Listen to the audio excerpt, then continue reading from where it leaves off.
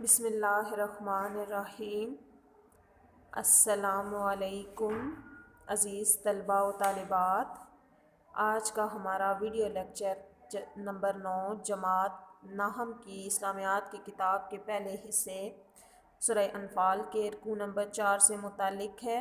اس رکوع میں ہم الفاظ معنی اور مشقی سوالات پڑھتے ہیں، تو پیارے بچوں میرے ساتھ معنی کو دیکھتے جائیں۔ یثبتو وہ قید کر دیں، اساطیر الاولین پہلوں کی کہانیاں، مکاءن سیٹیاں، تصدیاتن تالیاں، فیرکماہو وہ جمع کرے اسے۔ سوالات دیکھیں جی۔ اس سبق میں تقویٰ کے کیا انعامات بیان ہوئے؟ پیارے بچوں ہم نے چوتھے رکوع کے شروع میں پڑھا کہ اللہ تعالیٰ نے تقویٰ اختیار کرنے والوں کے لیے 3 انعامات رکھے ہیں۔ ہم دیکھتے ہیں کہ وہ 3 انعامات کون کون سے ہیں۔ مومنو اگر تم خدا سے ڈرو گے تو وہ تمہارے لیے امر فارغ پیدا کر دے گا۔ پہلا انعام تو یہ ہوا کہ امر فارغ پیدا کر دے گا۔ امر فارغ سے مراد تم کو ممتاز کر دے گا، تمہیں اعلیٰ مقام عطا کرے گا اور نیکی اور بدی میں فرق کرنے کی صلاحیت بتا دے گا۔ دوسرا انعام تمہارے گناہ مٹا دے گا، یعنی تمہاری برائیاں اور گناہ اگر تم اللہ سے ڈرو گے، پرہیزگاری اختیار کرو گے تو تمہارے گناہ بھی مٹ جائیں گے اور تمہیں بخش دے گا، یعنی اپنے فضل خاص سے، اپنے فضل سے تمہاری بخشش فرما دے گا، تمہاری برائیوں اور گناہوں کو مٹا کر تمہیں جنت میں داخل کر دے گا۔ وَإِذْ يَمْكُرُ بِكَ الَّذِينَ كَفَرُوا میں کس واقعہ کی طرف اشارہ ہے؟ جیسا کہ ترجمے سے ظاہر ہے، وَإِذْ اور جب يَمْكُرُ بِكَ الَّذِينَ چال چل رہے تھے وہ لوگ، کفروا جنہوں نے کفر کیا۔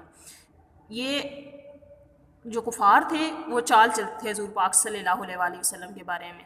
اب یہ کس واقعہ کی طرف اشارہ ہے، واقعہ کیا ہوا وہ ہم سمجھ لیتے ہیں کہ کیا واقعہ پیش ہوا جس واقعہ کی طرف یہ اشارہ کیا گیا۔ کافر لوگ آپ کے بارے میں چال چل رہے تھے کہ قید کر دیں، قتل کر دیں، یا جان سے مار ڈالیں یا وطن سے نکال دیں۔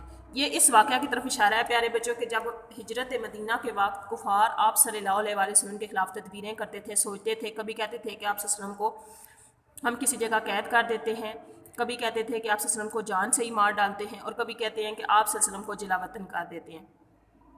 جب یہ کفار کے سارے سرداروں نے مل کے بیٹھ کے مشورہ کیا کہ کیا کیا جائے، تو ابو جہل نے ایک رائے دی اور اس نے کہا کہ ایسا کرتے ہیں کہ حضور پاک صلی اللہ علیہ وسلم کو قتل کر دیتے ہیں، نعوذ باللہ۔ اب قتل کرنے کے لیے انہوں نے منصوبہ بنایا کہ اس نے کہا کہ تمام قریش کے قبیلوں میں سے ایک ایک شخص آئے گا اور اس کے ہاتھ میں تلوار ہوگی، تو ہم حضور پاک صلی اللہ علیہ وسلم کے گھر کا محاصرہ کر لیں گے، اور جب آپ صلی اللہ علیہ وسلم باہر نکلیں گے تو آپ صلی اللہ علیہ وسلم کو قتل کر دیں گے۔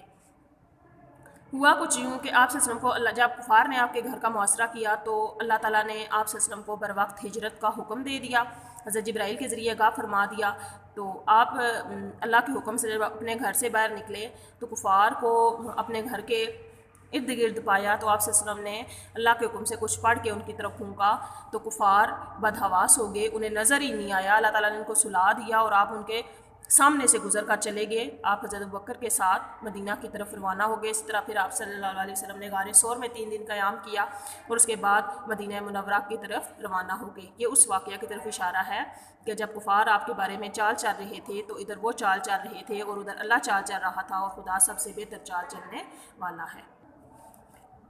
اب یہاں پہ تیسرا سوال ہے، کفار کے مطالبے کے باوجود اللہ تعالیٰ نے ان پر عذاب کیوں نازل نہ کیا؟ 2 وجوہات میں نے آپ کو بتائی ہیں۔ ایک وجہ یہ تھی کہ جب تک حضرت محمد صلی اللہ علیہ وسلم ان میں موجود تھے اللہ تعالیٰ ان پر عذاب نہیں نازل کر سکتا تھا، اور دوسری وجہ یہ تھی کہ جب ان میں کچھ ایسے لوگ بھی موجود تھے جو اللہ تعالیٰ سے بخشش کی دعائیں مانگتے تھے، ان لوگوں کی وجہ سے بھی اللہ تعالیٰ نے عذاب نازل نہ کیا۔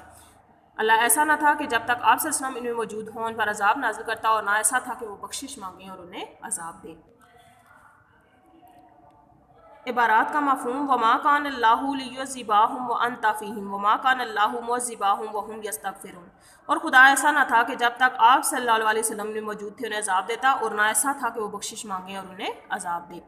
ان الذین کفروا ينفقون اموالهم لیصدوا عن سبیل اللہ فسینفقونها ثم تکون علیہم حسرات ثم یغلبون، جن لوگوں نے کفر کیا وہ اپنا مال خرچ کرتے ہیں کہ لوگوں کو خدا کی راہ سے روکیں، سو وہ بھی اور خرچ کریں گے اور وہ خرچ کرنا ان کے لیے موجب افسوس ہوگا اور وہ مغلوب ہو جائیں گے۔